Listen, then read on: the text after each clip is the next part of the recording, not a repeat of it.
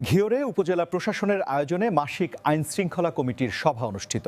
আল মামুনের প্রতিবেদনে দেখুন বিস্তারিত। মানিকগঞ্জের ঘিওর উপজেলা প্রশাসনের আয়োজনে মঙ্গলবার বেলা ১১টায় উপজেলা কনফারেন্স রুমে মাসিক আইন শৃঙ্খলা কমিটির সভা অনুষ্ঠিত হয়। ঘিওর উপজেলা নির্বাহী অফিসার নাশিতাতুল ইসলামের সভাপতিত্বে উক্ত সভায় উপজেলার সার্বিক আইন শৃঙ্খলা নিয়ে আলোচনা করেন আইন শৃঙ্খলা কমিটির সদস্যরা।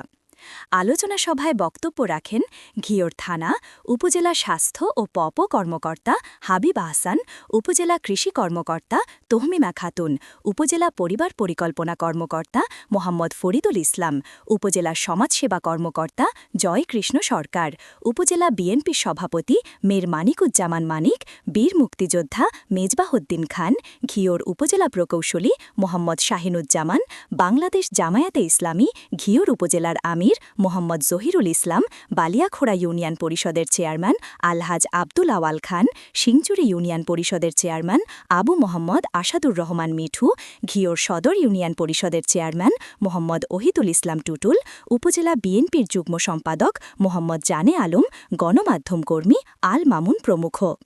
বক্তারা ঘিওর উপজেলার সার্বিক আইন শৃঙ্খলা নিয়ে সন্তোষ প্রকাশ করেন এবং ঘিওরকে একটি উন্নয়নশীল, সন্ত্রাসমুক্ত, দুর্নীতিমুক্ত, সমৃদ্ধশীল ঘিওর গড়ার প্রত্যয় ব্যক্ত করেন।